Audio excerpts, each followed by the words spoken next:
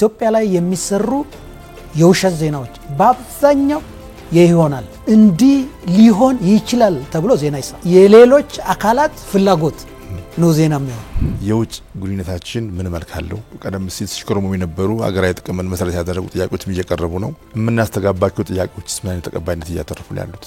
ዛሬ በዓለም አቀፍ ደረጃ ኢትዮጵያ የባህር በር ያስፈልጋታል የማይል ሀገር የለም። ስለዚህ ከአባይ ድርድር ወደ ቀይ ባህር ድርድር ያሻገረ አዲስ አጀንዳ የተከለ ዲፕሎማሲ የአፍሪካን ችግሮች በአፍሪካዊ መፍትሄ ነው የምንፈታው የሚለው የጠቅላይ ሚኒስትራችን የዲፕሎማሲው አቀራረጽ ኢትዮጵያ ውጤታማ የሆነችባቸው መስኮች ናቸው። ዛሬ ኢትዮጵያ የብሪክስ አባል ሆና ኢትዮጵያ እኛ አባል እንድንሆን ሰፖርት አድርግን ተብላ ኢትዮጵያ የምትለመንበት ሀገር ሆናለች። ቴክኖሎጂው ማንንም ሰው ወሬ ነጋሪ ያደረገበት ጊዜ ነውና በዚህ ሂደት ውስጥ የአገራችንን ስንመለከታት ጥቃቱ ይበልጣል። አንዳንድ ጊዜ ያሳዝናል። በዜጎቻችን ጭምር የሚፈጸሙ የፖስት ትሩዝ ቴክኖሎጂ አጠቃቀም ችግሮች አሉ። እነዚህ ቴክኖሎጂዎች ተጠቅሞ አጠቃላይ ሰላማችንን፣ ገጽታችንን እና ኢትዮጵያ እውነተኛ ስራዋን እንዲሳል ለማድረግ የተሰራ ስትራቴጂ አለ ወይ? የተለያየ ዳይቨርሲፋይድ ኦፍ አይዲያ በሚዲያ መስተናገዱ ይፈልጋል ብቻ ሳይሆን መደረግ ያለበት። ነገር ግን ደግሞ ህብረተሰቡን ወዳልተፈለገ መንገድ በተሳሳተ በተዛባ መረጃ አንዱን አካባቢ ሌላ ላይ ማነሳሳት አንዳንድ ጊዜ ደግሞ መንግስትን አጣብቂኝ ውስጥ ያስገባል በሚል በይሆናል ወይንም ደግሞ እንዲሆን የሚፈልጉትን ነገር እያመጡ የሚያቀርቡበት ሁኔታ አለ። ይሄ ትክክል አይደለም። የሰፋውን የፖለቲካ ምህዳር ያላግባቡ የሚጠቀሙ ሚዲያዎች የሚከተሉት ስልት ራሳቸው ይወስናሉ። ከዛ ታጠቅ ዝመት ነው። ይሄ አካሄድ ትክክል አይደለም። መንግስት እነዚህን ነገሮች የፖለቲካ ምህዳሩ እንዲሰፋ ለሰላም ሰፊ ድል ለመክፈት ካለው ፍላጎት በርካታዎቹን በትግስት ያለፈ ትግስት ደግሞ ልካል።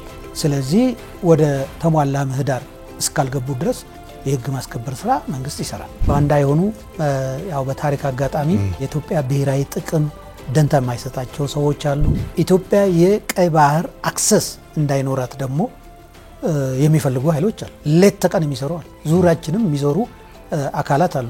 ብዙዎቹ ዛሬ የምንናገራቸው ነገሮች እንደ ችግር የምናቀርባቸው ነገሮች ዛሬ ተፈጥሮ አይደል፣ ሲደመሩ ወይም ደግሞ ከአንዱ ጄኔሬሽን ወደ ሌላ ጄኔሬሽን ሲተላለፍ ሳይፈቱ ተከምሮ የመጡ ጉዳዮች ናቸው። ኢትዮጵያ አሁን እየተቀየረች ነው በሁሉ መስክ ማለት ይቻላል። መቼውም ጊዜ ኢትዮጵያ ውስጥ ያልተፈጠሩ አዳዲስ እድሎች ኢትዮጵያ ውስጥ እየተፈጠሩ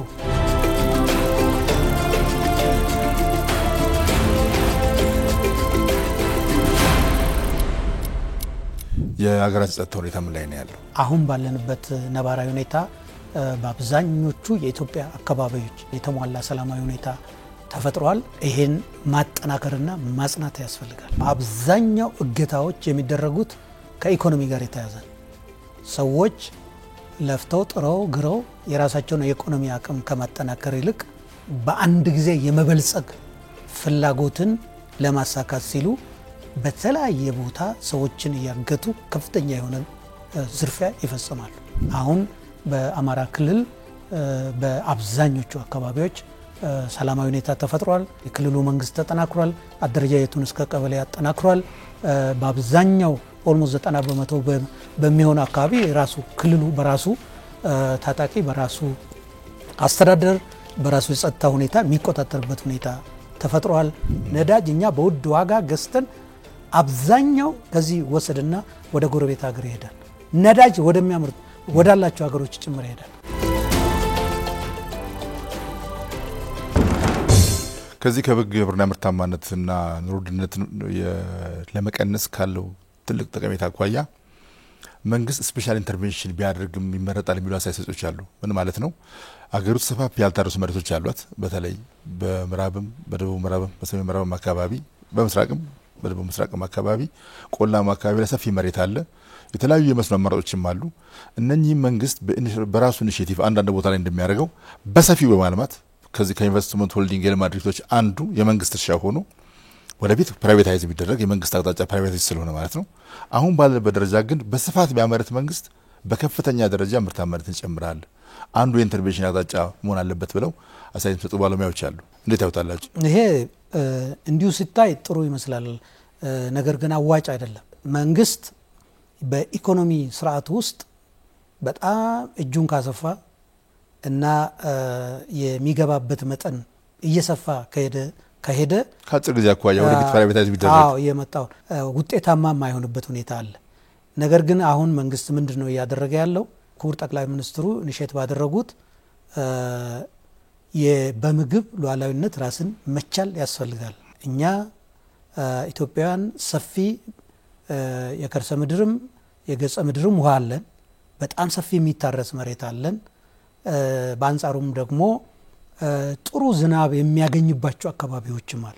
ይህን አቅም በመጠቀም አንደኛ መካከለኛና ትላልቅ መስኖዎችን የማስፋፋት ስራ መንግስት አሁን ትኩረት ሰጥቶ እየሰራ ነው። ትላልቅ መስኖቹ በጣም እስከ 180,000 ሄክታር የሚያለሙ በጣም በርካታ አካባቢዎች ትላልቅ መስኖዎች እየተገነቡ ነው። እነዚህ መስኖዎች አብዛኞቹ ለምሳሌ እየተገነቡ ያሉት ሰው በስፋት በማይኖርባቸው ሰፊ እርሻ ባላቸው አካባቢዎች ነው። እነዚህን በተለያየ መልክ ወደ ስራ በሚገቡበት ጊዜ እነዚህ ያልታረሱ ተደራሽነት እስካሁን ተደራሽ ያልሆኑ አካባቢ ተደራሽ ይሆናሉ። ምርት በከፍተኛ ደረጃ ይጨምራል። በሌላ መልኩ ደግሞ ይሄን አቅም ለማጎልበት እና በራስ አቅም የራስን ዜጎች በተለይም ዝቅተኛ ደረጃ ድህነትም በድርቅም በተለያየ ሰው ሰራሽና ተፈጥሯዊ ሁኔታ የሚመጡ አደጋዎችንም ለመቋቋም በሚችል መልኩ የተረጅነት ሁኔታን ለመቀነስ ተብሎ ሁሉም ክልሎች ራሳቸውን በራሳቸው እንዲችሉ የመጠባበቂያ የእህል ክምችት እንዲያጠናክሩ አቅጣጫ ተቀምጦ አሁን ብዙዎቹ ክልሎች የማይታረሱ መሬቶችን በተለያየ መልክ እንዲታረሱ በማድረግ በጣም ብዙ ምርት ያመርቱ ነው።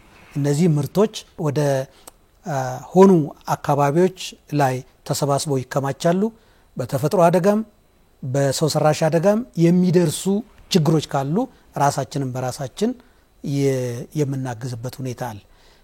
እነዚህን ለማጠናከር የሚያስችል ደግሞ ፈንድም የፈንድ አዋጅ በቅርቡ ይሄ ጸድቋል። ይሄንኑ የሚያጠናክር ከያንዳንዱ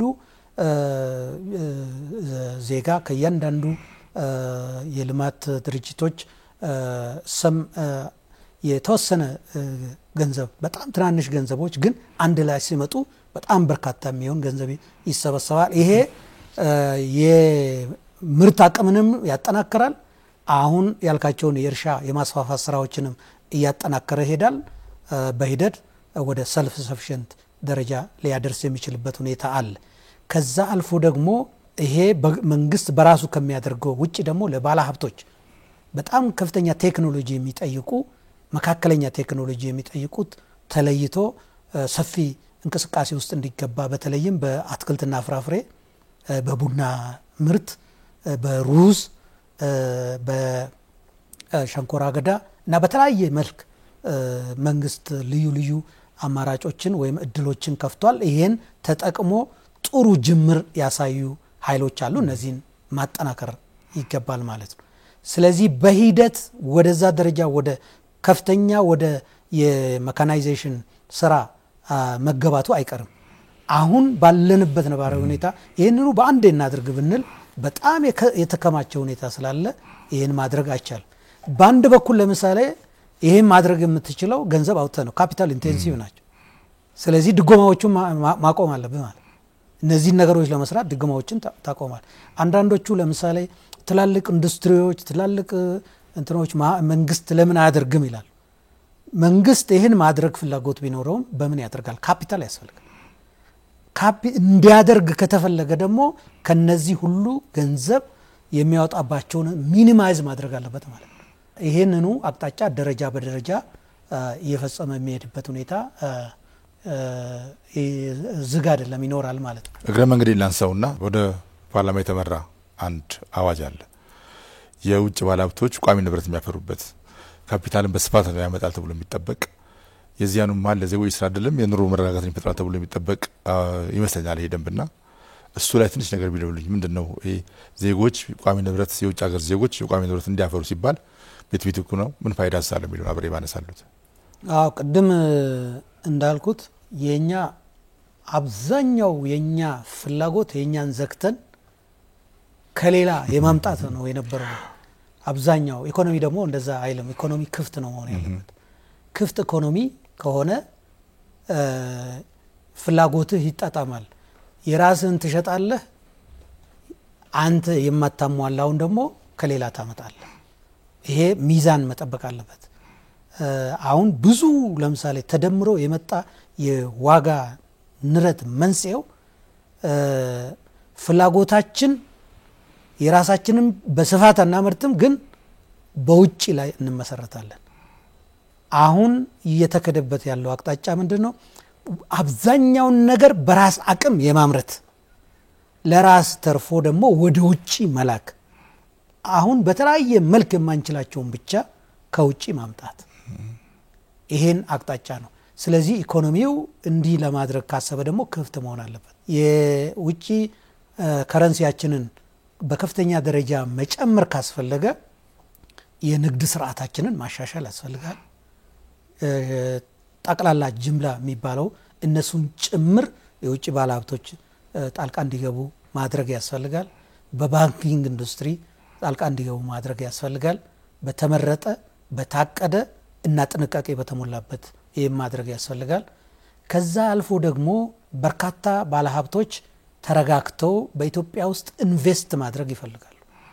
ተመራማሪዎች፣ ገንዘብ ያላቸው ተመራማሪዎች ኢትዮጵያ ውስጥ ቁጭ ብለው ምርምር ማካሄድ ይፈልጋሉ።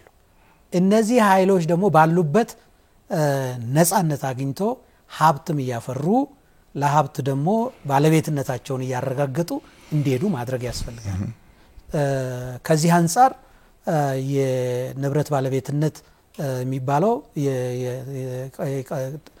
የአልኮ አዋጅ ወይንም የህግ በአጠቃላይ ሰዎች ኢትዮጵያ ውስጥ መጥተው ኢንቨስት እንዲያደርጉ፣ ኢትዮጵያ ውስጥ ደህንነት ኖሯቸው ደህንነት ተሰምቷቸው ሀብታችን መለወጥ እንችላለን፣ መሸጥ እንችላለን፣ ማሳደግ እንችላለን የሚል ስሜት አድሮባቸው ያላቸውን ሀብት ይዘው መጥተው ኢትዮጵያ ውስጥ እንዲያፈሱ ምቹ ሁኔታዎችን ለመፍጠር የታሰበ ነው።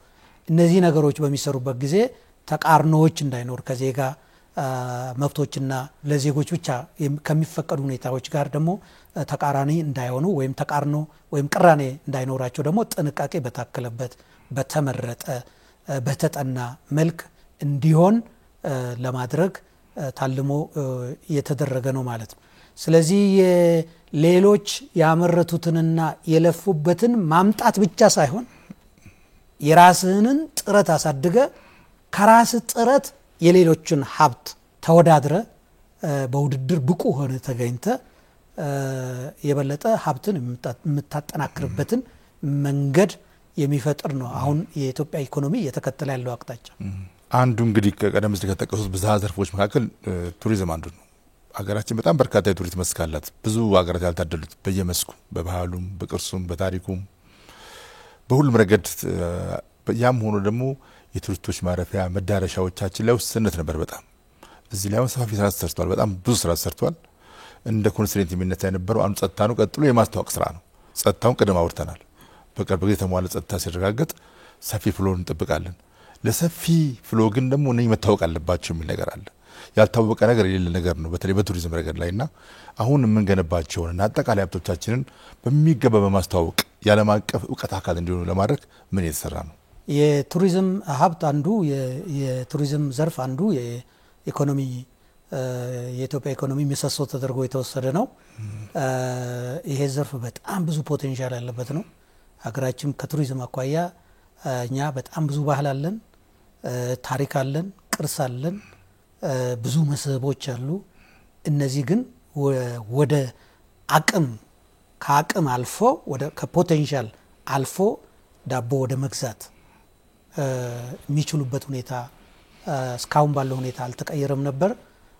ጠቅላይ ሚኒስትር በአብይ እነዚህን ነገሮች ኢኒሼት ሲያደርጉ ሁለት አቅጣጫ ነው የተከተሉት። አንደኛ የነበረውን የመደመር ፕሪንሲፕል ነው እዚህ ጋር ያመጡት የነበረውን ነገር ማደስ እና ዘመኑ ከሚጠይቀው አንፃር በአንድ በኩል ታሪካችንን ፕሪዘርቭ ያደረግን በሌላ መልኩ ደግሞ የበለጠ ጥሩ መስህብ ሆኖ የሚያገለግልበት በአንጻሩ በተጨማሪነት ደግሞ ይሄን ለማጎልበት አዳዲስ መሰረተ ልማቶች መገንባት ያስፈልጋል ነው።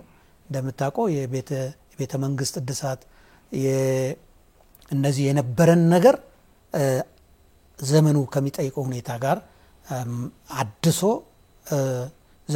ዘመኑ በሚፈልገው ደረጃ ቱሪስት መሳብ በሚችሉበት ሁኔታ ማመቻቸት ነው።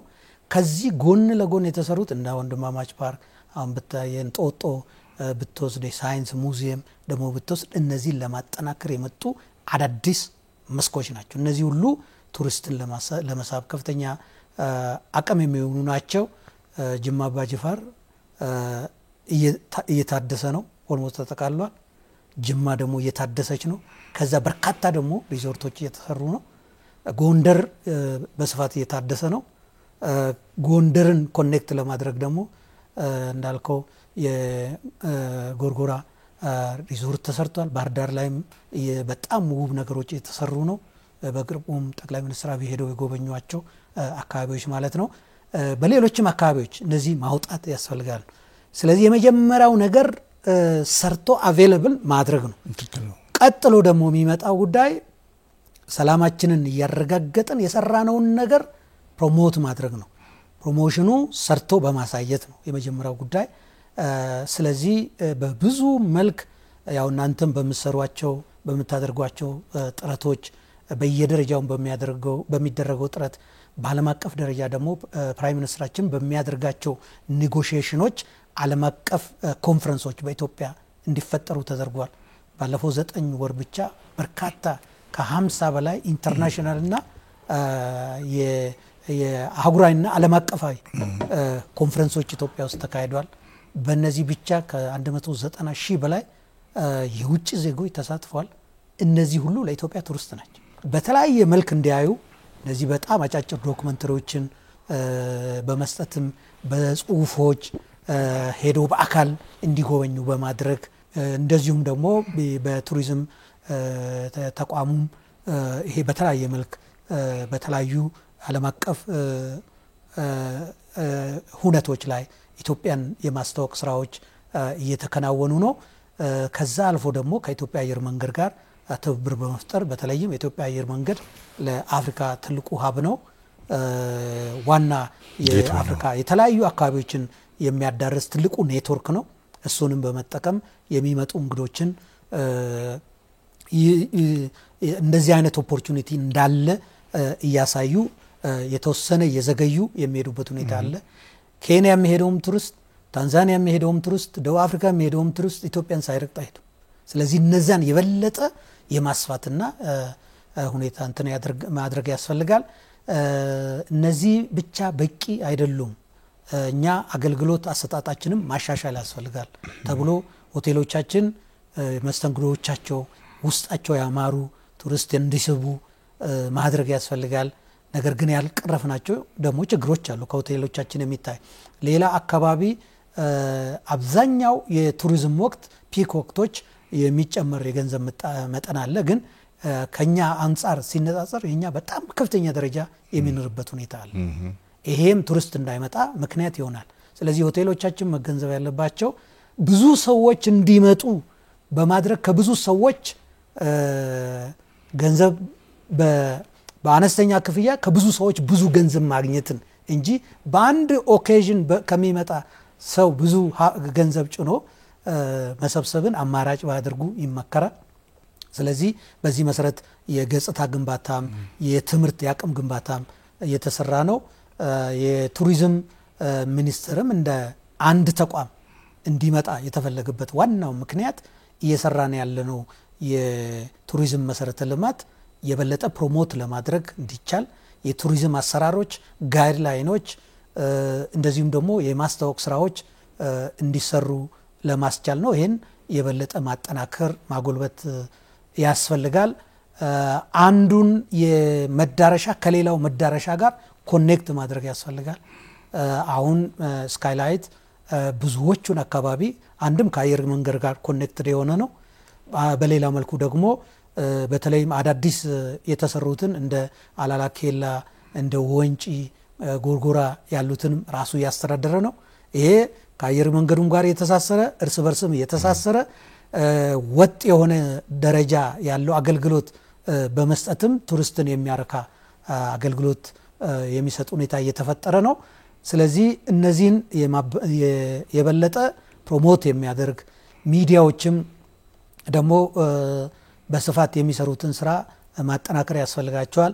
አሁን በሚዲያዎቻችን የሚታዩ ጉድለቶች አሉ። የተሰሩ ነገሮችን በፊት ከነበረው በተለየ ገጽታ አዳዲስ ገጽታዎቹን በስፋት ያወጡ በማስተዋወቅ ረገድ ጉድለት አለባቸው። በተለያየ መልክ ሰዎች ወደ ኢትዮጵያ ከመምጣታቸው በፊት ስለ ኢትዮጵያ ጎግል ነው የሚያደርጉት። የተለያየ ስለ ኢትዮጵያ የተነገሩ ትርክቶችን ነው የሚያዩት። ስለዚህ እነዚህን መቀየር ያስፈልጋል። አዳዲሶቹን ስራዎች አዳዲሶቹን ክስተቶች ቀድሞ ቦታ የያዘውን በማስለቀቅ አዳዲሶቹን መትከል ያስፈልጋል።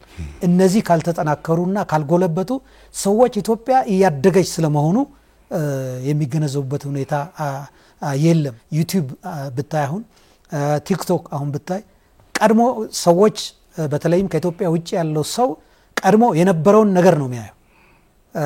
ቀደም ብሎ ተከማይቶ የቆየ እሱ ስለሆነ ስለዚህ አዲሱ ቴክኖሎጂ ለኛ ምቹ ሁኔታ ፈጥሯል። በአጫጭር ደቂቃዎች እነዚህን እያጠናከሩ አዳዲስ የማስታወቂያ አማራጮችን እየሞሉ እያጠናከሩ መሄድ ያስፈልጋል። ስለዚህ እኛ ያለንን ነገር አውጥተን ለሌሎች በማሳየት በኩል በጣም ጉድለት አለብን። አንዳንዶቹም ያው ባንዳ የሆኑ ያው በታሪክ አጋጣሚ የኢትዮጵያ ጥቅም የኢትዮጵያ መጠቀም የኢትዮጵያ ብሔራዊ ጥቅም ደንታ የማይሰጣቸው ሰዎች አሉ። ከተለያዩ አከሮች በኢትዮጵያ ጥቅም አጌንስት የሚሰለፉ አሉ። እነዚህ ኃይሎች አሁናዊ የኢትዮጵያ ገጽታ ምን እንደሆነ አያውቁም። ነገር ግን የድሮውን እየወሰዱ ለሰዎችንም የፐርሰፕሽን የሚያሳስቱበት መንገድ አለ። እንዲህ አይነቶችንም ነገሮች በሚዲያም በተለያዩ አማራጮች እያጋለጡ በሌላ መልኩ ደግሞ ትክክለኛውን የኢትዮጵያ አሁናዊ የኢትዮጵያ የለውጥ ገጽታ በሚያሳይ መልኩ ሚዲያዎቻችንም ይሄን ስራ እንዲሰሩ በዚሁ አጋጣሚ እንዳው ማደራ ማለት ተፈልጋለሁ። እናንተም ጥሩ ነገር እየሰራችሁ ነው። እናንተን መከታተላለሁ፣ ግን ይበልጥ ማጎልበት ያስፈልጋል ለማለት ነው። ከዚሁ ጋር ነበር ቀጣዩ ጥያቄ ተያያዥ የነበረው። ይሄ ፖስት ትሩዝ ኤጅ ድህረ እውነት የምንለው ጊዜ ቴክኖሎጂው ማንንም ሰው የሚዲያ ባለሙያ ማንንም ሰው ወሬ ነጋሪ ያደረገበት ጊዜ ነውና በዚህ ሂደት ውስጥ የአገራችንን ስንመለከታት ጥቃቱ ይበልጣል። ቅድም ጸጥታን በተመለከተ ፐርሰፕሽን ነው ያሉት ጉዳይ በትክክል ነው። አሉታዊ ስዕል እንዲታይ ያለው ነገር በጣም ተጋኖ እሳት የሚነድበት አገር ብቻ እንዲመስል የሚደረጉ በእኛኑ አንዳንድ ጊዜ ያሳዝናል በዜጎቻችን ጭምር የሚፈጸሙ የፖስት ትሩዝ ቴክኖሎጂ አጠቃቀም ችግሮች አሉ። አሁን እንግዲህ እዚህ ጋር የመንግስት ኢንተርቬንሽን ያስፈልጋል። ይህንን የሚቀለብሱ አካሄዶች እንዲካሄዱና እነዚህ ቴክኖሎጂዎች ተጠቅሞ አጠቃላይ ሰላማችንን ገጽታችንን እርሶም እንዳሉት ቱሪዝማችንን እና ኢትዮጵያ እውነተኛ ስዕሏን እንዲሳል ለማድረግ የተሰራ ስትራቴጂ አለ ወይ? ምንድነው? አሁን የኛ ኃላፊነት አለ። ትክክል ነው። ሚዲያዎች ይሄ መነገር አይገባውም። ኢትዮጵያ ሚዲያ መስራት አለበት። ግን ከመንግስት በኩልስ ይሄንን እንደ ንቅናቄ ለመፍጠር የሚደረጉ ጥረቶች አሉ? አዎ፣ ይሄ በጣም ጥሩ ጥያቄ ነው። ያው የዘመኑ ቴክኖሎጂ ስጋትን ብቻ ሳይሆን እድልንም ሁለቱንም ጎን ለጎን ይዞ ነው የመጣው። እድሉን የበለጠ ማክሲማይዝ ከማድረግ ይልቅ ኢትዮጵያ ውስጥ ጎልቶ የሚታየው ይሄን ቴክኖሎጂ ላልተፈለገ አላማ አገርን ለሚጎዳ ብሔራዊ ጥቅሟን በማያስከብር ሉዓላዊነትን በሚፈታተን ግለሰቦችን መሪዎችን የተለያዩ ጥሮ ግሮ ሀብት የሚፈጥሩ ሰዎችን ለማሸማቀቅ የተለያየ ስም ለማጥፋት የመጠቀም አባዜ የበለጠ የሚጎላበት ነው የኛ የአዲሱ የቴክኖሎጂ አጠቃቀም። ስለዚህ ይሄ ከሁለት ነገር ይመነጫል። አንደኛው ዜጎቻችን ይሄን ቴክኖሎጂ እንዳለ ዱብ ብሎ የመጣባቸው ነው ሳይዘጋጁበት በአግባቡ ምን ሊያመጣ ይችላል ሚለውን በቂ ዝግጅት ሳያደርጉ አጠቃቀሙን ላጠቃቀሙ በቂ ትምህርት ቀስሞ ክህሎት ሳይፈጥሩ የመጣበት ወቅት ነው ያለው። ሌላ እንትን ደግሞ የኛ የራሳችን ባህል ደግሞ አለ። በራሳችን ያው በሰዎች ቡና አፍልተው ሲሰባሰቡ በተለምዶ ወጎች አሉ። ሶሻል ሚዲያው እነዚህን የተለምዶ ወጎች ነው ወደ አደባባይ ያወጣው። እነዚህ ወጎች ያው አንዳንዶቹ ሀሜቶች ናቸው፣ አንዳንዶቹ ያው በተለያየ መልክ አሁን በሚዲያ ለመግለጽ ይቸግራል። እንዲህ አይነት ነገር ብቻ ያው ለሚያዳምጠው ሰው ፎርማሊ መነገር የማይችሉ ግን ሰዎች በየጓዳቸው የሚያደርጉትን ነገር ጭምር ይፋ ያወጣ ነው። ይሄ በተለያየ መልክ በተለያየ የሃይማኖት፣ የፖለቲካ፣ የአካባቢ ክፍፍል በተለያየ የፖለቲካ እንትን ውስጥ ለገባ ኃይል የበለጠ መሳሪያ ሆኖ ይሄ ፖላራይዜሽኑ ወይንም ደግሞ ሴግሪጌሽኑ እንዲሰፋ የሆነበት ምክንያት ነው ያለው። መንግስት ቀደም ብሎ የመረጃ የበላይነት ነበረው። የመረጃ የበላይነቱ ያው አንተም እንደምታውቀው ድሮ በኢትዮጵያ ውስጥ ኢትዮጵያ ሬዲዮ ነው ያለው፣ ፋና ሬዲዮ ነው አንተም የምታውቀው ያለው። ከሁለት አማራጭ ውጪ አብዛኛውን አካባቢ የሚደርስ የለም። በዚህ መረጃህን የተማከለ ማድረግ ትችላል። አንዳንዶቹ ድርጊቱ ከተፈጸመ ከሁለት ወር በኋላ የሚሰማበት አካባቢ አለ። ዛሬ ሰዎች ኢቭን ፕሮፌሽናል ናቸው የምትላቸው ጋዜጠኞች፣ ፕሮፌሽናል ናቸው የምትላቸው የሚዲያ ሰዎች ያው አሁን ዜና እንዴት እንደሚሰራ እናውቃለን። ዜና ድርጊትን ማዕከል የሚያደርግ ነው። ዜና ድርጊትን የተከሰተን ጉዳይ ሊከሰት የሚችልን ነገር ደግሞ በመተንበይም ሊሆን ይችላል። በዋነኛነት ግን ድርጊት ጋር የተያያዘ ነው። አሁን ኢትዮጵያ ላይ የሚሰሩ የውሸት ዜናዎች በአብዛኛው ይሆናል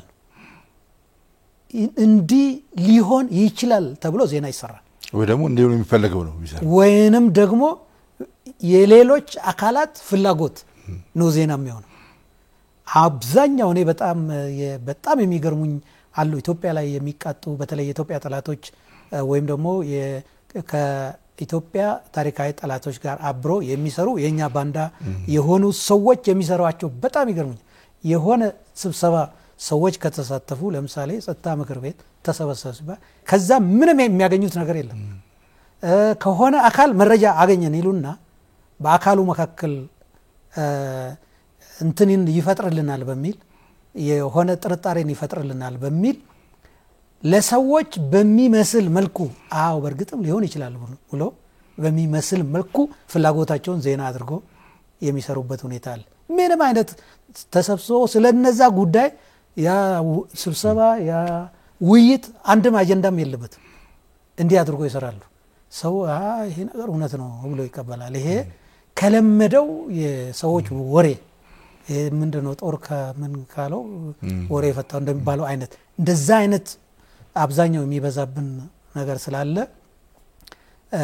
በሱ የሚሄድ ነው። ስለዚህ ዋናው ቴክኖሎጂ ይዞ የመጣው መረጃ ነው።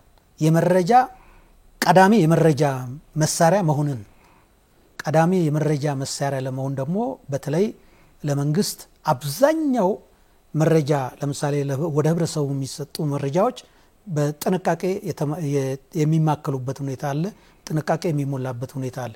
ለምሳሌ አንዳንድ ጉዳዮች መንግስት ሊወያይባቸው ይችላል። መንግስት በተለያየ መልክ ተወያይቶ ሪጀክትም ሊያደርጋቸው ይችላል።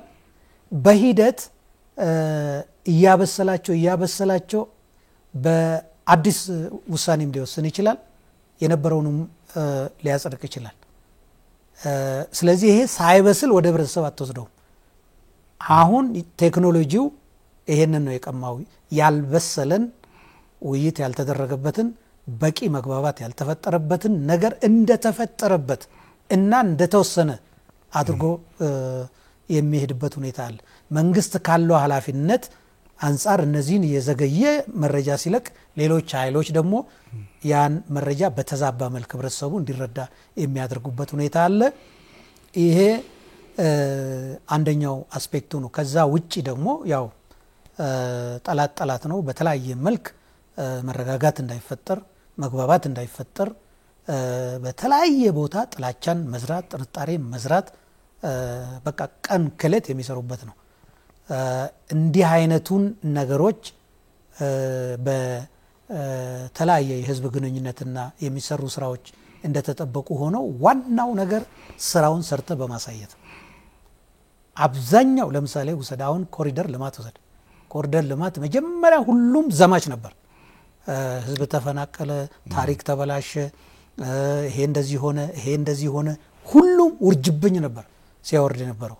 በሂደት የመንግስት ሁኔታውን የያዘበት በተለይም ደግሞ ጠቅላይ ሚኒስትራችን ሁኔታውን የያዙበትን ሁኔታ እየተረዳ ሲመጣ በእርግጥም አካባቢን ሀገርን እንደ ሀገር የሚቀይርበት ሁኔታ ሲረዳ ይሄ ነገር ለካ እንዲህ ነው ብሎ ሰው እንዲረዳ የቻለበት ሁኔታ አለ።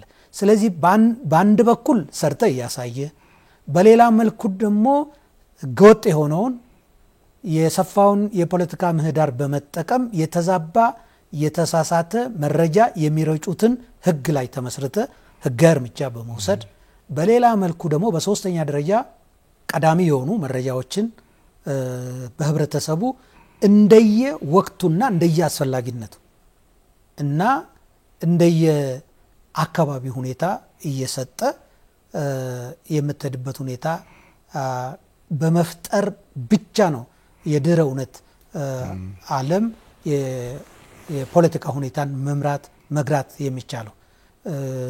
ያው ስሙም እንደሚያመለክተው የድህረ እውነት ማለት ሰዎች ከእውነት ባሻገር ከፋክት ከሆነው ነገር ይልቅ ያልሆነው ውሸቱን ለመስማት የሚጓጉበትና ቶሎ ብሎ እሱን የሚቀበሉበት ሁኔታ ማለት ነው ድህረ እውነት።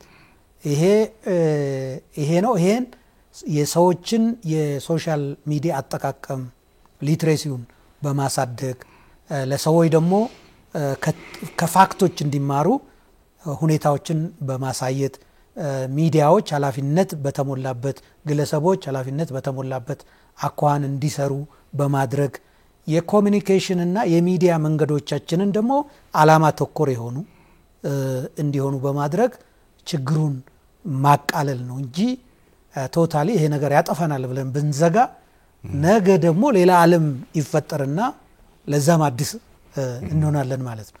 ስለዚህ ያለው ኦፕሽን ያለውን ነባራዊ እውነት ነው ብሎ ተቀብለው ይሄ ነባራዊ እውነት ደግሞ የኛን የሳሳውን እሴት የሰፋውን ይሄ የጽንፈኝነት ከምንጩ ሃይማኖትም ይሁን አካባቢም ይሁን ዘርም ይሁን የሆነ ጎሳም ይሁን ይሄን የበለጠ በመጠቀም የሚያሰፋውን ነገር አንድ በኩል ፕራክቲካል የሆኑ ውጤቶችን በማሳየት፣ በሌላ መልኩ ደግሞ ተገቢውን መረጃ በወቅትና በጊዜ በመስጠት፣ በሶስተኛ ደረጃ ቀደም ብዬም እንደገለጽኩኝ ህብረተሰቡን በስፋት በማስተማር ከልምድም በማስተማር እና የህግ በላይነትን ሚዲያዎችም ህግን አሰራርን ጠብቆ እንዲሄዱ በማድረግ መግራት የሚቻልበት ሁኔታ መፍጠር ያስፈልጋል። ያው አንተ ብዙ ጊዜ በሚዲያ ዓለም እንደ መኖርህ መጠን ብዙዎቹ ኢትዮጵያ ውስጥ በርካታ ሚዲያዎች ተፈጥሯል። በርካታ ሚዲያዎች የተፈጠረላቸውን የፖለቲካ ምህዳር ለሚዲያው እድገትና ለፕሮፌሽናሊዝም ከመጠቀም ይልቅ ለወቅቱ የፖለቲካ ሁኔታ በመጠቀማቸው በአብዛኞቹ ከስመዋል ሚዲያዎች። ለምሳሌ በ80 ቤቶች የነበሩ የምታስታውሳቸው ከሆነ እነ ሴፈ ነበልባል የሚባሉ ነበሩ፣ እነ ሞገድ የሚባሉ ነበሩ። ማት በቃ ከስማቸው ጀምሮ በጣም አስፈሪ የሆኑ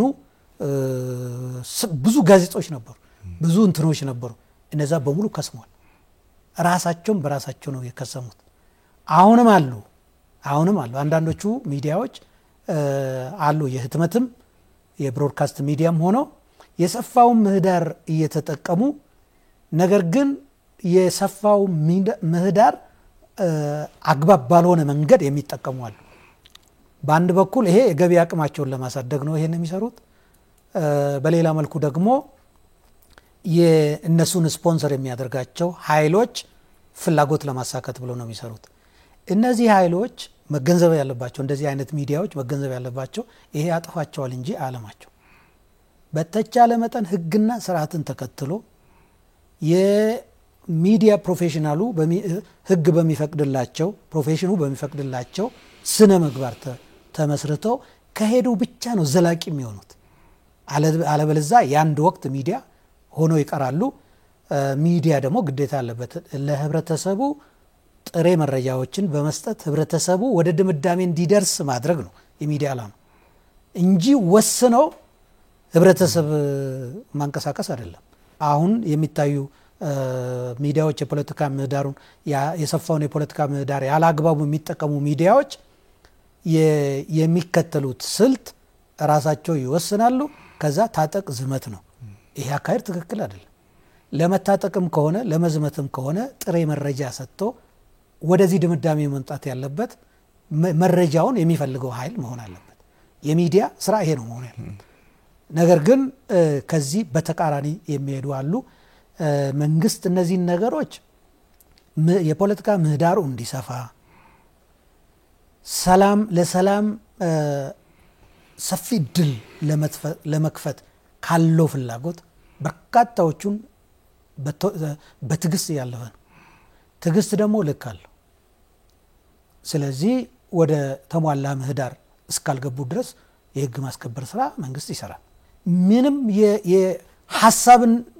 ሐሳብን ማዕከል ያደረገ የኢትዮጵያ ህዝብን የሚጠቅም ሐሳብ የተለያየ ዳይቨርሲፋይድ ኦፍ አይዲያ በሚዲያ መስተናገዱ ይፈለጋል ብቻ ሳይሆን መደረግ ያለበት ነው።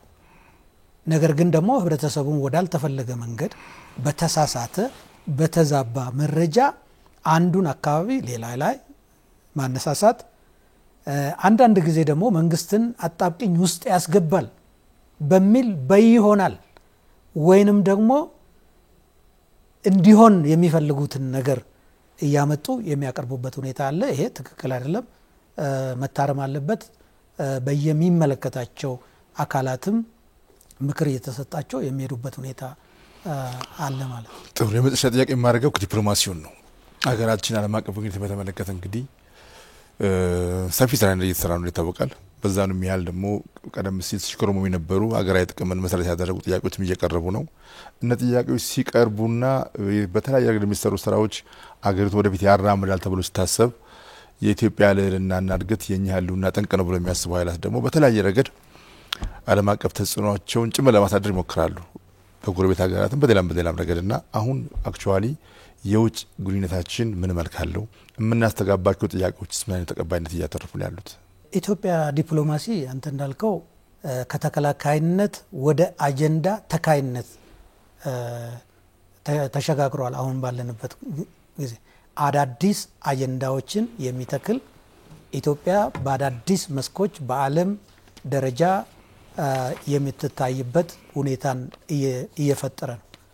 ቀደም ሲል በተለይም ከ3-4 ዓመት በፊት የነበረው የኢትዮጵያ ዲፕሎማሲ በአጠቃላይ ተከላካይ የነበረ ዲፕሎማሲ ነው።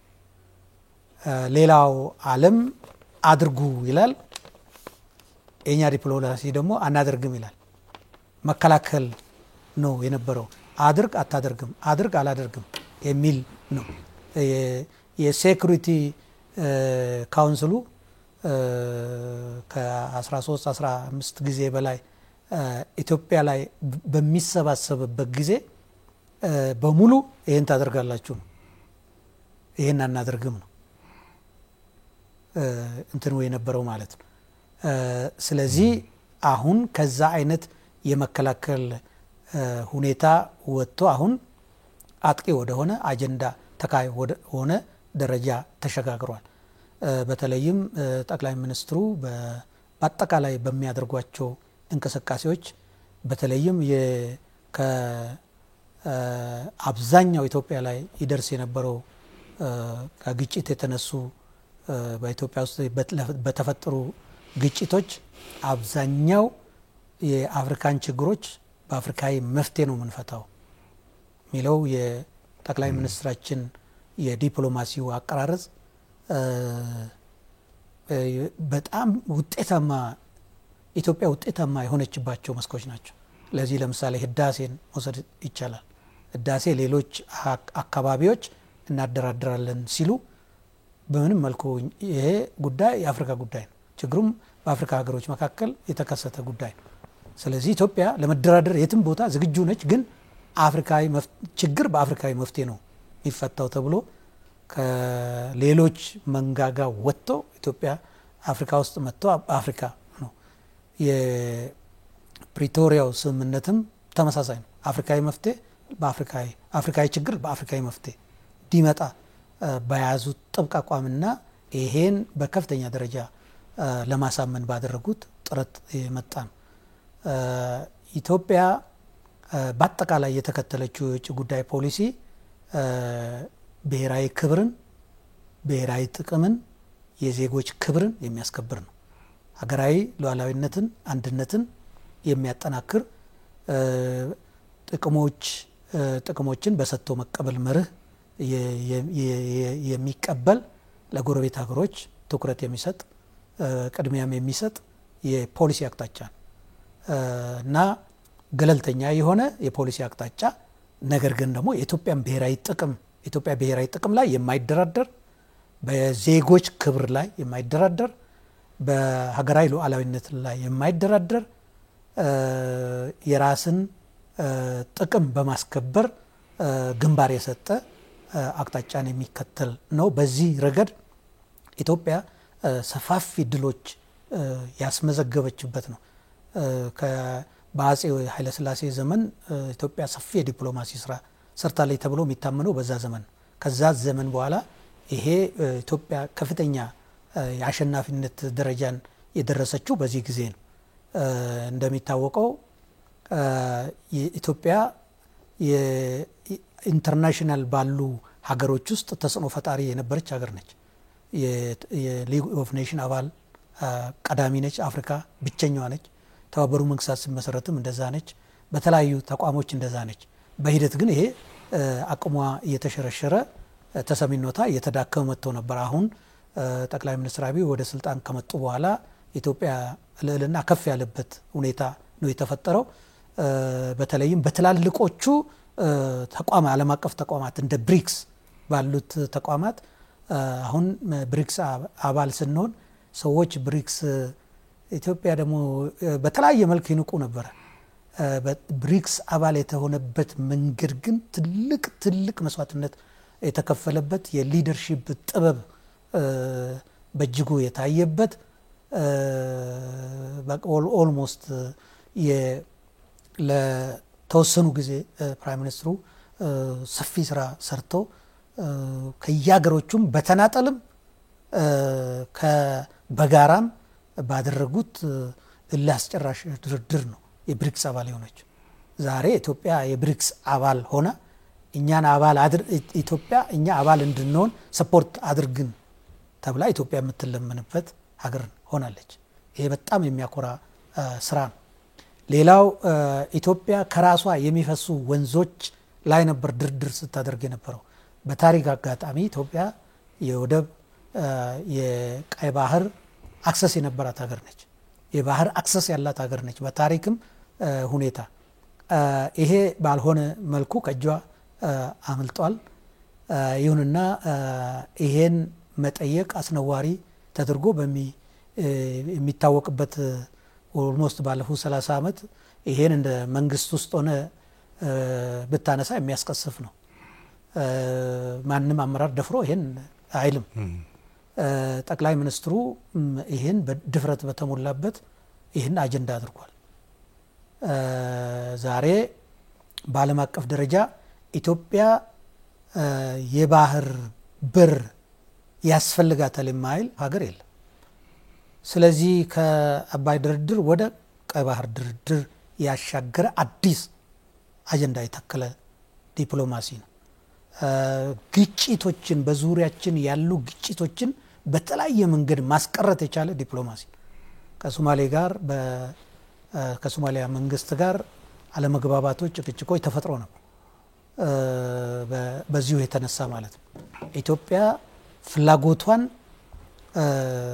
በግልጽ በማቅረብ ከህግም ከኢኮኖሚም ከዲሞግራፊም ከአጠቃላይ ከኢኮኖሚም አኳያ ኢትዮጵያ የባህር አክሰስ ያስፈልጋታል። ኢኮኖሚያ እያደገ ነው፣ ህዝቧ እያደገ ነው። ይሄ መተንፈሻ ከሌለው ለአካባቢውም ሰላምና መረጋገጥ አይመጣም ብሎ በያዙት አቋም በርካታ ሀገሮችን አሳምኗል። በዚህም ቅሬታ የገባቸው ኢትዮጵያ የቀይ ባህር አክሰስ እንዳይኖራት ደግሞ የሚፈልጉ ኃይሎች አሉ። ሌት ተቀን የሚሰሩ አሉ። ዙሪያችንም የሚሰሩ አካላት አሉ። በስም መጥራት አያስፈልግም፣ ይታወቅ ስለሆነ ማለት ዞሮ ዞሮ የዋናው ጉዳይ ያስከው ሀሳብ ከፍ ያለ አጀንዳ ከያዝክ ከፍ ያለ ሀሳብ ከያዝክ እና ሀሳብ ደግሞ በመርህና በአላማ ላይ የተመሰረተ እስከሆነ ድረስ ማንም ተቀባይነት ይኖረው። ስለዚህ የባህር በር አክሰስ አያስፈልጋችሁም የሚል የለም። ግን እንዴት እስኪ ቆዩ፣ በምን መንገዶቹን ነው እንጂ መንገዶቹና ስልቶቹ ካልሆኑ በቀር ይሄ አስፈልጋችሁ የሚል የለም። ይሄ በጣም ትልቅ አቺቭመንት ነው። ይሄ በእኛም ጀነሬሽን ተፈጸመ፣ በሌላም ጀነሬሽን ተፈጸመ፣ ግን መሰረት የጣለት ነው። ከዛ ውጪ ከበርካታ አገሮች ጋር ሰፋፊ አጋርነትን የፈጠረ ነው። ከቻይና ጋር ኦል ዌዘር የዲፕሎማሲ ግንኙነትን ወይም አጋርነትን የፈጠረ ነው። በዚህም ኢትዮጵያና ቻይና በዊን ዊን አፕሮች እርስ በርስ በትብብር የሚሰሩበት፣ ንግድ የሚለዋወጡበት፣ የህዝብ ለህዝብ ግንኙነት የሚያጠናክሩበት ሁኔታ እየተፈጠረ ነው። ከኤዥያ ሀገሮች በርካታ ልምዶች ኢትዮጵያ ራሷም ልምድ የምታካፍልበት፣ ከሌሎችም ልምድ ተምራ ከራሷ አላማ በመነሳት ከራሷ አገር በቀል እቅዶች በመነሳት የበለጠ የምታጠናክርበት ልምዶችን ለማሰባሰብ የሚያስችላት ሁኔታ የተፈጠረበት ነው። ሲንጋፖር አለ፣ ማሌዥያ አለ፣ የቪየትናም አለ፣ ኮሪያ ሳውስ ኮሪያ አለ። ከነዚህ ሁሉ ብቁ ልምዶች ለመውሰድ ከሀገሮቹ ጋር ጠንካራ ወዳጅነት ለመፍጠር በሰጥቶ መቀበል መርህ አብሮ ለመስራት የነዛ ሀገር ቴክኖሎጂ ወደ ኢትዮጵያ የሚመጣበት፣ ባለሀብቶች ወደ ኢትዮጵያ የሚመጡበት፣ የኢትዮጵያ ምርቶች ወደ ነዛ ሀገሮች የሚሄዱበት ሁኔታ ለመፍጠር ያስቻለ ነው። ከምዕራቡም ዓለም ጋር ከአውሮፓ ህብረት ካሉት ሀገሮች በጣም ከፍ ያለ ወዳጅነት የመጣበት ሁኔታ አለ። ከዓለም አቀፍ ተቋማት ጋር ያለው ኔጎሽዬሽንም የኢትዮጵያን ተሰሚነት ከፍ ያለ ያደረገ ነው። ወደ ተሟላ የማክሮ ኢኮኖሚ ትግበራ ኢትዮጵያ ስትገባ እንዲሁ በቀላል የመጣ አይደለም። ለአመታት በተደረገ ኔጎሽዬሽን ነው።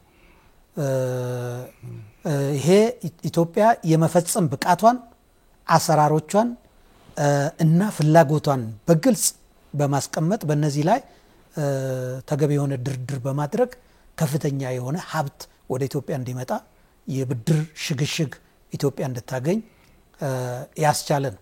ስለዚህ እነዚህ ሁሉ በጠንካራ የዲፕሎማሲ ጥረቶች እና ትጋቶች የመጡ በመሆናቸው የኢትዮጵያ ዲፕሎማሲ በጣም ውጤታማ ነው ብቻ ሳይሆን አዳዲስ አጋሮችን የማስፋት አዳዲስ አጀንዳዎችን መትከል የቻለ ነው ብሎ መውሰድ ይቻላል። አመሰግናለሁ። በጣም ጥያቄዎችን ጨርሻለሁ፣ ግን መተላለፍ ያለበት መልእክት አለ ሳይጠይቀኝ ቀርቷል የሚሉት ነገር ካለ ልስጦት እድል። አመሰግናለሁ። በአጠቃላይ ብዙ ነገሮች ላይ ተነጋግረናል።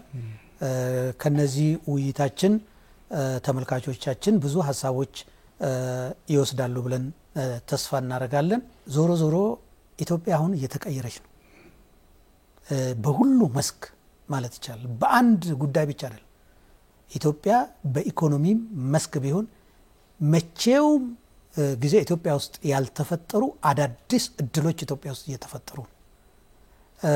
በእነዚህ አዳዲስ እድሎች አዳዲስ የኢንቨስትመንት የስራ እድል ፈጠራ የሀብት ፈጠራ እየመጣ ነው። ይሄ በፖለቲካው መስክ ከወሰድከው ኢትዮጵያ ባካሄደችው የፖለቲካ ሪፎርም ወደ ሰከነ የፖለቲካ ሁኔታ ለመምጣት ጥረት እያደረገች ነው። የተለያየ ፍላጎቶች የነበሩ ብዙዎቹ ዛሬ የምንናገራቸው ነገሮች እንደ ችግር የምናቀርባቸው ነገሮች ዛሬ የተፈጠሩ አይደሉም። ሲደመሩ ወይም ደግሞ ከአንዱ ጀነሬሽን ወደ ሌላ ጀነሬሽን ሲተላለፍ ሳይፈቱ ተከምሮ የመጡ ጉዳዮች ናቸው። በታሪክ አጋጣሚ አሁን በደረስንበት ሁኔታ ላይ ሁሉም አንድ ጊዜ ፈነዱ። እነዚህን በጥበብ በመምራት ችግሮቹን ማኔጅ በማድረግ የኢትዮጵያ ፖለቲካ ከፍ ወዳለ ደረጃ ለመሸጋገር የሚያስችል ልዩነቶችን ወደ መግባባት የሚያመጣ የምክክር ኮሚሽን ተፈጥሯል። ይሄ ብቻ ሳይሆን የሽግግር ፍትህ ፖሊሲ ጸድቆ ወደ በሂደት እየተገባ ነው። በዲሞክራሲ መልክ አካታች ሁሉን አቃፊ የሆነ ስርዓት እያመጣን ነው። ሰው ተኮር የሆነ ልማት እየገነባች ነው። እነዚህ ሁሉ በጠንካራ ትግል በህዝቦቹ የነቃ ተሳትፎና ፍላጎት የመጡ የህብረተሰባችን የመሪዎቻችን የጋራ ጥረቶች ናቸው። እነዚህን ማጠናከር ማጎልበት ያስፈልጋል ማለት ነው። ስለዚህ ጉድለቶችን እያረሙ የመጡትን እያዳበሩ ያጎለበቱ መሄድ ይጠይቃል። ስለዚህ ከዚህ አኳያ ሁሉም የሚመለከታቸው ወገኖች የየራሳቸውን ድርሻ መወጣት አለባቸው። ይህን የሚወጡት አሁን ስልጣን ላይ ላለው መንግስት ብሎ ሳይሆን ለኢትዮጵያ ብሎ መሆን አለበት። ይሄ መንግስት በአንድ ወቅት በሌላ መንግስት ሊቀየር ይችላል። ስለዚህ የምትገነባው ሀገር ኢትዮጵያ ነች። ኢትዮጵያ ደግሞ የሁሉም ዜጎች ናቸው፣ የሁሉም መኩሪያ ነች። ስለዚህ ይሄን ማጠናከርና ማጎልበት ያስፈልጋል። ሰላማችንን ማጽናት ማጠናከር ያስፈልጋል። አሁንም በተለያየ አጋጣሚ አኩርፎም ይሁን ኢኮኖሚ ፍላጎት ለማሟላትም ይሁን በተለያየ መንገድ ጫካም ያሉ ወገኖች እድሉን መጠቀም ይኖርባቸው። የተሰጠን እድል መጠቀም የበለጠ እነሱን ጀግና ያደርጋቸዋል እንጂ እነሱን ዝቅ ያደርጋቸው። ስለዚህ ይህን ተጠቅሞ ህዝባቸው መካስ የሚችሉበት ሁኔታ መፈጠር አለበት። መጪው ጊዜ ለኢትዮጵያኖች በጣም የአዲስ ብርሃን የሚታይበት ነው። ተግዳሮቶች አሉት። ለነዚህ ደግሞ ተግዳሮቶች በቂ የመውጫ አቅጣጫ ያለው ነው። እነዚህን ይዘን ከተጓዝን ኢትዮጵያን በአጭር ጊዜ ውስጥ መቀየር ማንችልበት ምክንያት የለም የሚል። አመሰግናለሁ ዶክተር ለገሰ ቱሉ የመንግስት ኮሚኒኬሽን ጉዳዮች ጽሕፈት ቤት ኃላፊ ሚኒስትር የጊዜ ግስ እንግዳ ሆነው ለነበረን ሰፊ ቆይታ ከልብ አመሰግናለሁ። በጣም እኔም አመሰግናለሁ።